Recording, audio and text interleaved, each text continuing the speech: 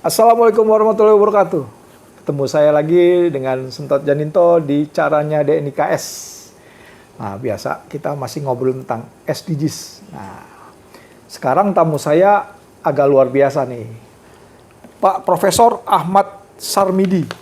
Beliau pernah menjadi dosen di Institut Teknologi Bandung di SITH, Pak ya, di SITH. Nah, ini kita mau ngobrol tentang lingkungan hidup. Nah, seru nih kayak ini. Baik Pak Prof. Wah, sehat Pak? Baik, sehat. Terima kasih. Saya sudah diundang dalam acara ini. Nah, gini Pak, ini kan ada SDGs Pak, Ya. Sustainable Development Goals ya. Nah, ini kan ada masalah lingkungan hidup. Ternyata kan lingkungan hidup ini masuk di dunia juga nih tentang lingkungan hidup. Kondisi Indonesia bagaimana nih Pak? Ya, jadi mungkin sebelum kita masuk ke SDGs, Ya. Kita ingatkan kembali lah bahwa SDGs itu kan isu lingkungan ya. Ya.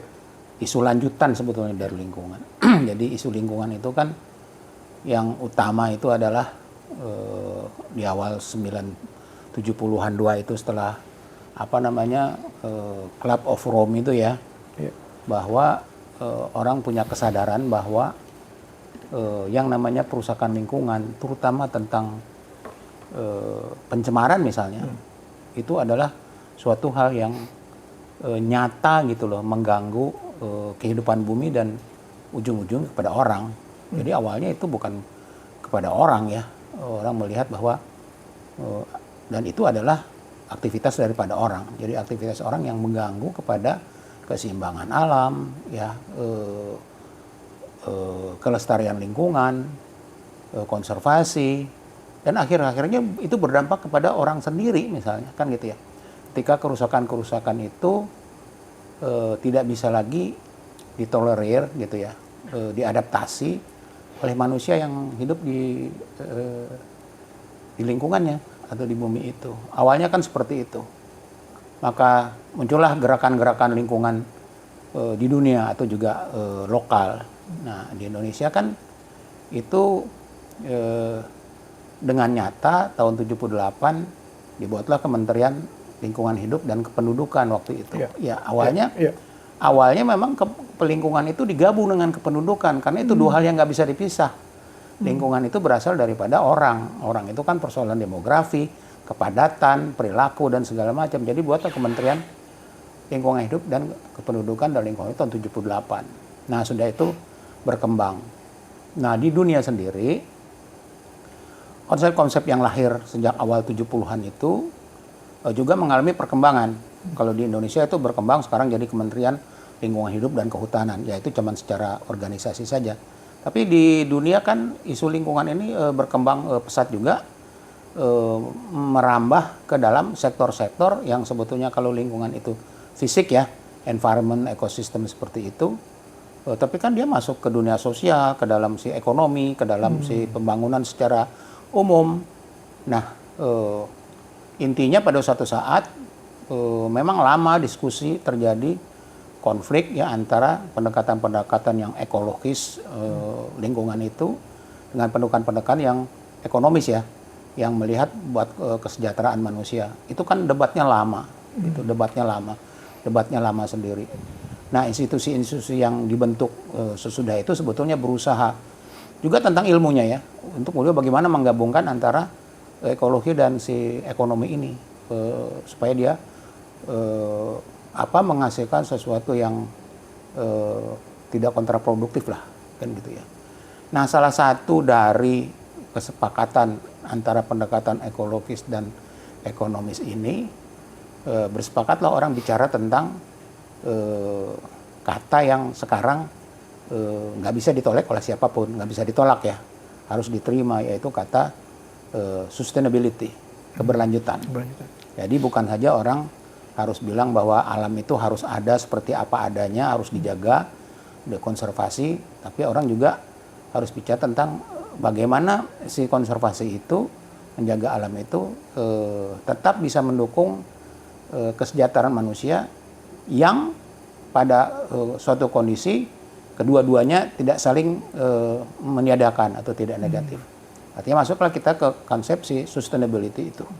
Jadi keberlanjutan ya, bukan survival istilahnya, sustain, bukan lagi survive. Kalau survive itu cuman lulus hidup lah, gitu-gitu ya. Tapi ini sustainability. Nah, sustainability ini sendiri sebetulnya di dalam pendekatan ekologi sudah dikenal lama ya. Rumus dari sustainability itu misalnya di dalam perairan kita sebut si maximum sustainable yield misalnya, itu sudah diterapkan 150 tahun yang lalu kan gitu ya. Jadi sudah lama sebetulnya. Jadi kalau di dalam ilmu pemanfaatan sumber daya alam, konservasi, sustainability itu sudah berkembang lama. Dan sekarang diterapkan juga bagaimana dalam sektor-sektor yang juga bukan sumber daya alam fisik seperti itu. Juga di dalam ekonomi, di dalam sosial. Nah, jadi itu adalah optimasi sebetulnya solusi dari bagaimana antara pendekatan ekologi dan ekonomi ini bisa bertemu di dalam sustainability itu. Nah, perkembangan dari sustainability ini menurut saya memang banyak kritik juga sebetulnya. Misalnya tentang SDGs itu. Tiba-tiba kita dihadapkan bahwa setiap orang yang beraktivitas dalam pembangunan harus ikut SDGs. SDGs itu ada 17 kan gitu ya. 17 nanti ada berapa, 100 berapa gitu ya. Seolah-olah pembangunan itu, kehidupan kita itu sekarang harus ikut parameter-parameter SDGs itu yang kadang orang nggak paham ya, kenapa parameter itu ada di sana, kan gitu loh. Nah ini suatu masalah, karena sebetulnya harusnya sustainability itu tidak ngikut dari parameter-parameter yang itemized seperti begitu. Harusnya dia muncul dari hasil daripada kajian, telaah yang panjang dari setiap faktor yang ada di suatu tempat sebetulnya. Jadi kita inginkan sebetulnya SDGs itu punya dimensi lokalnya yang jelas gitu ya. Yang tepat guna, yang cocok kan gitu ya. Enggak begitu saja mengutip gitu ya, menggunakan parameter-parameter sustainability seperti SDG gitu, seperti yang diterapkan sekarang kan gitu ya. Seolah-olah di seluruh muka bumi itu harus pakai 17 dan berapa itu gitu loh. Nah itu adalah menurut saya prinsipnya dari SDGs itu untuk mempertemukan sebetulnya sustainability, mempertemukan antara konflik kepentingan ekologi dan ekonomi itu. Tapi dia juga harus memperhatikan dimensi-dimensi lokal daripada keberlanjutan itu. Jadi kita nggak bisa menggunakan begitu saja, begitu misalnya hal-hal yang kita dapatkan secara, jadi harus diadaptasi lah. Nah, menurut saya pada saat sekarang kita begitu kakunya menerapkan SDGs gitu ya. Jadi kalau kita lihat pertemuan meneliti suatu kegiatan, mengevaluasi gitu, kita bilang ini sudah sesuai dengan SDGs nomor sekian, ini nomor sekian. Jadi seolah-olah kita itu nggak mikir ya, nggak juga mau menerapkan, mengadaptasinya kepada kondisi lokal kita yang real, tapi kita cuma contek begitu saja. Ya menurut saya itu sebagai bagian daripada kemalasan berpikir atau ketidakseriusan dalam mengembangkan sebetulnya apa yang kita perlukan, yang bisa diterapkan, walaupun itu berasal dari konsep-konsep yang sifatnya memang sudah teruji secara internasional.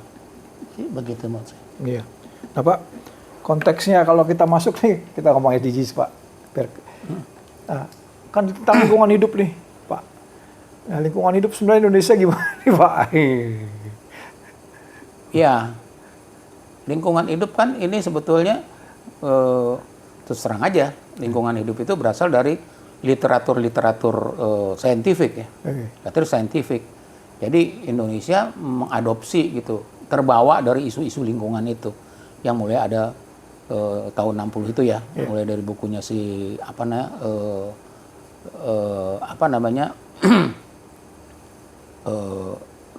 Rachel Carson itu ya, tentang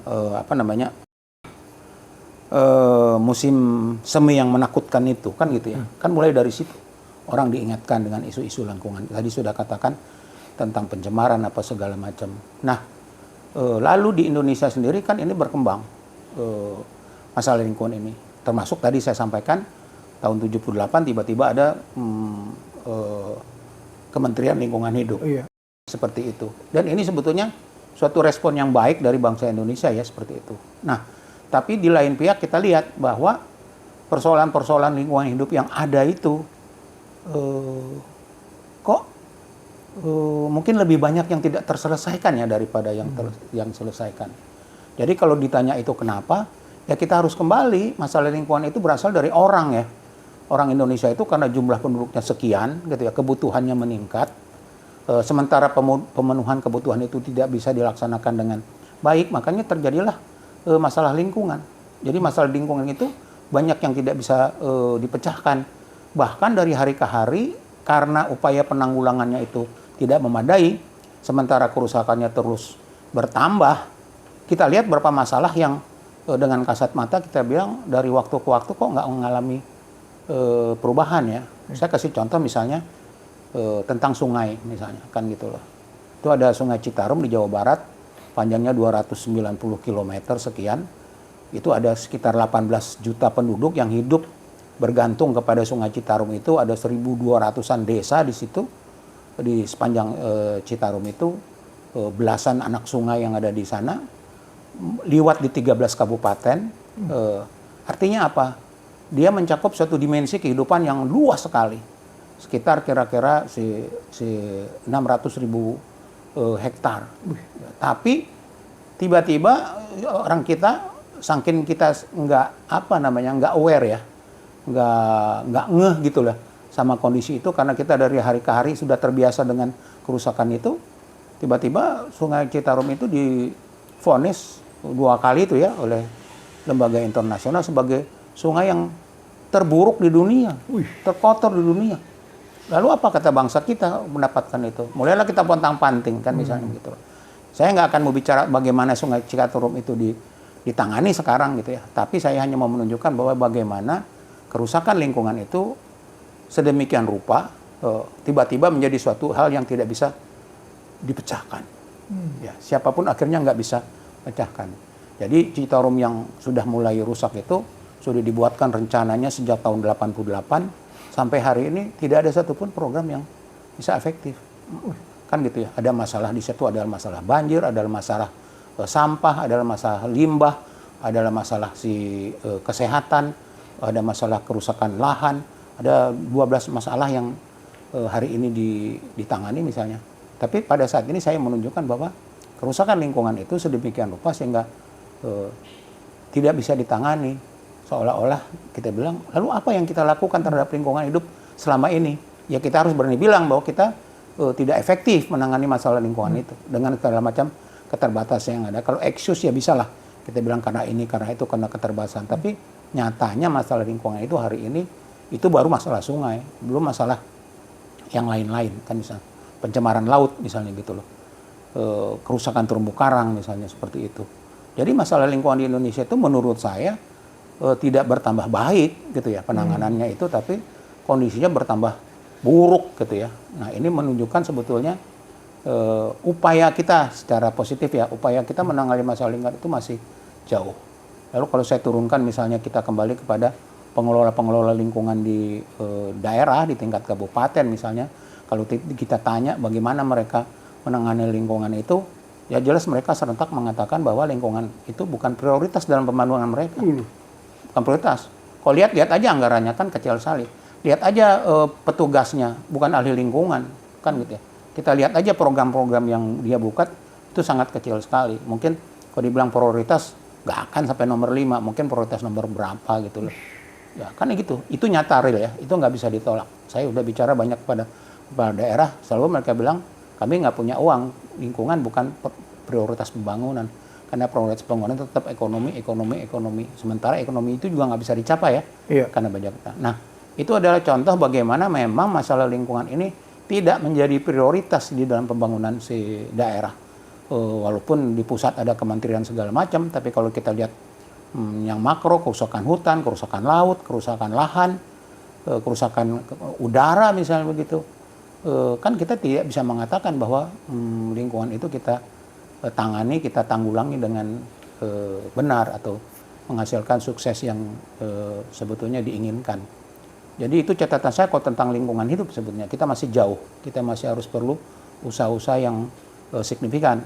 Nah, oleh sebab itu banyak hal yang kita bisa imbau, mau dari akademisi misalnya itu, mulai dari para politisi, pimpinan daerah yang harus mengembangkan leadership yang sebetulnya agak menunjang supaya siapapun itu mau ikut berpartisipasi dalam gerakan memperbaiki lingkungan itu. Karena kalau kita tanya sebab pemerintah pasti dibilang nggak punya uang. Jadi kita harus mulai mengembangkan upaya supaya bagaimana menanggulangi lingkungan itu bukan saja hanya kita bergantung kepada pemerintah, tapi menggerakkan masyarakat itu dengan potensinya harus mau partisipasi untuk ya mulai menjaga kan gitu ya, mengatasi kalau ada masalah, sampai betul-betul berkontribusi yang ya nyata gitu ya untuk menanggulangi masalah itu semampu dia bisa lakukan. Itu kira-kira. Jadi upaya dari segala sudut nggak untuk lingkungan di Indonesia ini ya gimana Pak ya? Jadi nggak dimulai Pak ya? Dimulai tapi nggak. Dimulai, kan saya katakan secara politik tahun 78 dibentuk Kementerian Hidup. Itu cuman 5 tahun setelah pertemuan si Club of Rome tahun 72 itu kan. Jadi responsif sekali pemerintah Indonesia.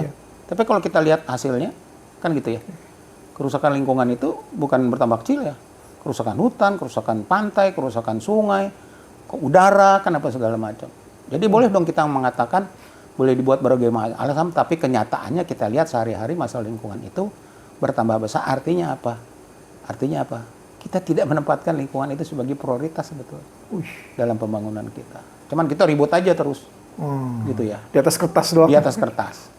Gitu, itu sebetulnya yang harus kita perlakukan. Tapi kita tanya dong, apa dampaknya? Ya kita lihat aja nanti. Misalnya sekarang Indonesia nih, kan ya di beberapa daerah itu ada program stunting misalnya. Stunting ya? Iya. Stunting itu kita urut dari mana sih? Masalahnya stunting itu. Kenapa ada anak-anak kerdil seperti begitu? Kenapa pertumbuhannya nggak baik itu? Kan gitu ya. Dari gizi, dari genetik misalnya, atau dari lingkungan. Kan lingkungannya besar ya kontribusinya terhadap itu.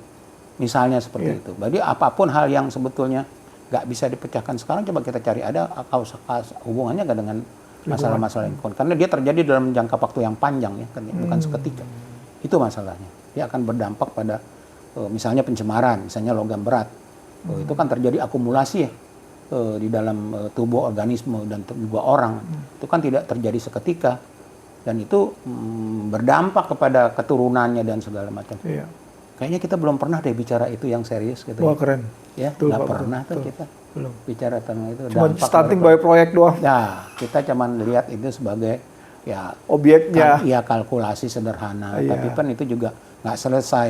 Benefit cost ratio-nya nggak diselesaikan dengan benar. Walaupun sekarang kita udah punya tuh di Undang-Undang Lingkungan Hidup, udah ada namanya instrumen ekonomi lingkungan hidup yang bisa menghitung sebetulnya balance yang optimal sebetulnya dari penanganan lingkungan itu seperti apa. Dan apa reward dan punishment, apa insentif yang bisa dilakukan sebetulnya. Luar biasa. Jadi ini mungkin menjelang pemilu ganti pemimpin Indonesia yang terpilih nanti juga PR-nya banyak banget nih Pak. Ya saya kira lingkungan bukan hanya isu pemilu ya. Iya. Bukan isu pemilu yang kita bilang buat ngeramaikan aja kan gitu ya. Buat menantang, buat apa meramaikan gitu. Tidak, menurut saya isu lingkungan ini isu yang fundamental karena contoh-contoh yang diberikan tadi adalah itu punya dampak yang langsung ya kepada kesejahteraan kan gitu ya. Air, udara, pangan misalnya dan lain itu kan elemen kesejahteraan semua. Sedangkan politikus itu kalau dia bertarung di pemilu dagangan cuma satu kok, bagaimana meningkatkan kesejahteraan. Lalu tanyanya di mana lingkungan dalam konteks kesejahteraan itu? Wah itu menurut saya signifikan sekali ya lingkungan. Jadi lingkungan ini bukan isu yang buat ngeramein saja menurut saya, bukan buat provokasi saya. Dia harus menjadi bagiannya menurut saya itu harus bagian dari kontrak politik ya. Kontrak politik para pimpinan ini kepada siapa? Ya kepada masyarakatnya. Dan saya belum pernah lihat itu misalnya dalam pemilu itu ada kontrak politik tentang lingkungan gitu ya, seorang calon kepala daerah gitu ya, calon bupati misalnya gitu, atau calon legislatif bilang gitu ya, saya akan memperjuangkan gitu ya, bahwa gitu ya, kalau saya terpilih, terpilih sungai ini akan bagian gitu ya, air bersih itu akan jadi gratis misalnya, kan begitu seperti itu, atau apa, nggak ada tuh. Nah jadi kita harus juga memberi pelajarannya kepada para calon pemimpin aktor politik yang akan masuk di dalam si kepemimpinan nasional itu, berani nggak dia buat kontrak politik bahasanya gitu ya, dengan subjek yang yang real seperti lingkungan itu. Seperti air kan gitu. Cuman jangan ribut doang. Tahun 2045 kita kekurangan air. Terus kontrak politiknya apa? Gitu misalnya. Kan gitu ya. Itu kira-kira. Dan air itu tidak bisa dibikin teknologi Pak ya? Apa gimana Pak? Air itu kan sebetulnya kita nggak bisa bikin air ya. Iya. Air itu ada dari langit muter gitu yang namanya siklus air. Iya. Masalahnya kita kelola aja siklus air itu dengan benar. Jadi kalau kita bilang kita kekurangan air artinya udah jelas kita nggak bisa mengelolanya dengan baik. Ya sekarang you sebagai pemimpin gitu ya yang mencalonkan diri berani nggak bikin kontrak bahwa you akan melakukan pengelolaan itu dengan baik sehingga kebutuhan masyarakatnya terpenuhi. Belum ada tuh sampai hari ini. Aku cuma berpikir, Kalau ada yang mau begitu kan keren ya. oh iya keren banget Pak. Cuma Kan mereka gitu. berpikir, wah cuma 10 tahun ini Pak, saya juga berkuasa kan 5 itu tahun, 5 tahun lagi berjuang. masalah air, beli aja kan ada aqua kan gitu ya. Tapi jangan salah loh, air itu kan sebetulnya gratis ya dari langit itu. Iya. Sekarang kita harus beli. Ya, 2 liter aqua itu harus dibeli berapa? 10.000. Kok mahal banget ya? Sementara gratis kok. Betul. Apa pernah calon legislatif atau eksekutif itu memikirkan supaya itu tetap gratis gitu ya? Nah Pak, ini pesan ini harus masuk nih Pak. Nah. Kalau misalnya di interdebat capres nih. Iya, kan gitu. Gimana dia bisa mengembalikan gitu ya? Supaya sungai-sungai itu menjadi bisa diminum, bukan jadi tempat sampah gitu ya. Seperti Citarum itu jadi tempat sampah. Gimana mata-mata air itu dijaga supaya dia tetap jadi air yang orang nggak perlu lagi beli aqua kan gitu, beli le mineral atau apa segala macam kan gitu ya. Itu kan kerugian yang besar ya. Ongkos hidup yang bertambah yang harusnya gratis tapi orang harus bersemangat. Kenapa? Karena salah pengelolaan itu. Nah, mampu nggak dia, mau nggak dia bikin kontrak sosial tentang hal-hal lingkungan seperti ini? Gitu kira-kira menurut saya. Keren kan kalau mau gitu? Keren banget. Kita dukung dong dia. Keren banget itu. Siapapun lah gitu loh. Sustainable banget Pak ya. Nah, gitu loh istilahnya. Jadi jangan sampai SDGs itu cuma dicontreng-contreng itu aja loh. Ini kita udah masukin, enggak, udah buktikan gitu loh. Bukan sebagai syarat si analisis proyek ya, gitu. Tapi lihat dong ke masyarakatnya benar gitu loh. Menurut saya itu salah satu yang sederhana ya di dalam kontestasi kita yang 5 tahun ini, dan kita ingin kontestasi itu makin hari harusnya setiap 5 tahun lebih baik dong. Lebih baik, meningkat. Iya, menghasilkan pemimpin yang lebih baik, yang lebih bertanggung jawab, capable, dan bisa menyelesaikan masalah-masalah yang fundamental itu karena kebutuhan manusia yang seutuhnya gitu ya. Tidak cuma sekedar rame-rame bicara tentang ini dukungan elektabilitas sekian persen diomongin setiap hari gitu, terus artinya apa ya elektabilitas itu? Kan gitu ya. Ya kan kita sekarang sampai hari itu dituntun gitu loh. Dicekokin. Gitu, pilihlah yang elektabilitasnya tinggi. Loh, kok kalau saya tanya, dia bisa menyediakan air bersih gratis nggak misalnya gitu? Nggak ada hubungannya kan? Iya. Jadi, jadi itu kembali lagi, jangan SDGs itu cuma dijadikan simbol ya Pak ya. Simbol. Tadi kalau sama pejabat bilang ini kita udah keburu kontrak dengan internasional, Pak Jokowi kontrak kalau SDGs. Jadi kita harus gini. Kok malas banget ya berpikir kan gitu. Jangan ada persoalan lokal kita yang boleh pakai SDGs tapi diadaptasi dong. Iya. Gitu loh, seperti itu kira-kira. Ya Pak, wah menarik sekali nih Pak. Ya. Pak, nah ini kita jangan panjang-panjang Pak, nanti yang denger bosan Pak ya kan. Nah segini Pak, penutupnya gimana Pak? Penutup nih Pak. Penutupnya apa? Ya, kalau menurut saya sih dalam konteks lingkungan hidup tadi, karena memang lingkungan hidup itu terbukti tidak jadi prioritas, sementara persoalannya tambah hari itu bertambah gawat katanya. Ini kan sebetulnya hal yang mengerikan ya. Hal yang bisa menjadi hambatan besar. Bahkan itu menjadi faktor negatif dari pembangunan kita. Ya, marilah kita sama-sama mengingatkan para pimpinan kita harus berani membuat kebijakan, berani bertindak kan gitu ya, dan berani mendukung ya siapapun yang mau mengembangkan lingkungan ini. Mungkin gini Pak, mungkin tidak populis kalau kita bikin lingkungan Pak, jadi nggak kelihatan fisiknya gitu Pak. Jadi menurut saya, pemimpin yang bisa besar itu kalau dia nggak populis Pak. Setuju Pak.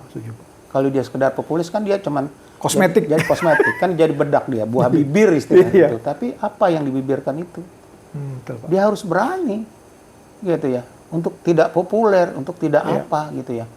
Kan tapi gitu. Membangun jauh. Kan teorinya begini dong, nggak populer setahun 2 tahun lah. Tapi tahun ketiga dia akan menangguk popularitas yang tinggi dari situ. Nah itu yang tidak mau dilakukan. Maunya smooth aja, maunya biasa-biasa aja. Kosmetiknya aja Business ini. as usual gitu ya. Yang kita bilang bau itu kan gitu ya. Jadi pemimpin itu cuma baunya doang gitu ya. Dia tidak berani melakukan terobosan karena dia takut nggak populer. Nggak dong, kalau udah kepilih masa takut. Oh, iya dong. Tahun pertama bolehlah dibully katanya di demo. Tapi tahun tidak mungkin dijatuhkan juga karena gitu. nggak mungkin Jadi gara-gara tahun tidak ketiga- populis. Tahun ketiga dia harusnya sudah memanen si hasil jerih payahnya 2 tahun itu. Sehingga dia bisa 2 kali periode gitu Ya, dong. siap. Betul nggak? Sustainable, Pak. Nah, gitu lah kan gitu ya. Masyarakat nggak keberatan kok 2 kali kan gitu ya. Bahkan Pak Jokowi itu ada yang mau dukung 3 kali misalnya gitu. Ya, tapi dia konsisten. Enggak. Regulasi undang-undang mengatakan 2 kali ya 2 kali ya. Tapi strategi itu aja saya nggak lihat gitu ya, mereka itu. Mau tidak populis tapi dia akan menangguk si popularitas yang akan berpuluh kali kalau dia lakukan yang pertama, dan itu adalah kan jaminan dia buat dapat dukungan. Ya kan politik harus lebih dong, dari bupati harus Setuju, jadi Pak. gubernur ke atas dong. Setuju. Ini kok cuma jadi bupati aja nggak berani, nggak populer gitu. Harus di atas segala-galanya. Iya dong kan Betul. gitu loh. Berani nggak itu? Cuman kata itu yang sekarang, berani nggak? Kalau mampu masa sih nggak mampu? Kan orang Indonesia udah terdidik semua. Iya. Masa sih nggak mampu? Saya nggak pernah mau bilang orang Indonesia nggak Apalagi mampu. calon-calon jam terbangnya udah tinggi, Pak ya. Nggak ada. Saya sebagai si apa namanya guru itu, saya lihat mahasiswa saya di luar negeri itu nggak kalah dengan Oh, iya. nggak ada, jangan bilang apa namanya si mata orang Indonesia terhina, enggak, orang Indonesia sama pinter kok. Tapi kenapa kalau dia di luar negeri itu berprestasi, kalau pulang ke Indonesia dia mandek ya? Nah itu tuh balik gitu seperti misalnya kan gitu ya. Baik, Pak. Aduh, luar biasa Pak Prof ini kita ngobrolnya udah mantep banget, Pak. Pak, kita akhiri. Nanti kita kapan-kapan kita lanjut lagi, Pak ya. Boleh. Kita beli pertajam lagi nih, Pak. Ya betul, kita Nah, ini kan ini pertama kan kali baru- dulu, Pak. Itu baru kita senggol kulit-kulitnya sedikit, Ya. baru ngomong seperti itu. Nanti kita kasih contoh-contoh yang lebih telak ya, yang lebih Ya. terukur gitu ya. Oke, Baik. terima kasih Pak. Ah, ya. Ya. Baik, para pemirsa sekalian, kita akhiri bincang-bincangnya dengan Pak Prof. Nah, ini Pak Prof dari mantan pengajar dari ITB. Baik, akhir kata saya ucapkan wassalamualaikum warahmatullahi wabarakatuh. Waalaikumsalam warahmatullahi wabarakatuh.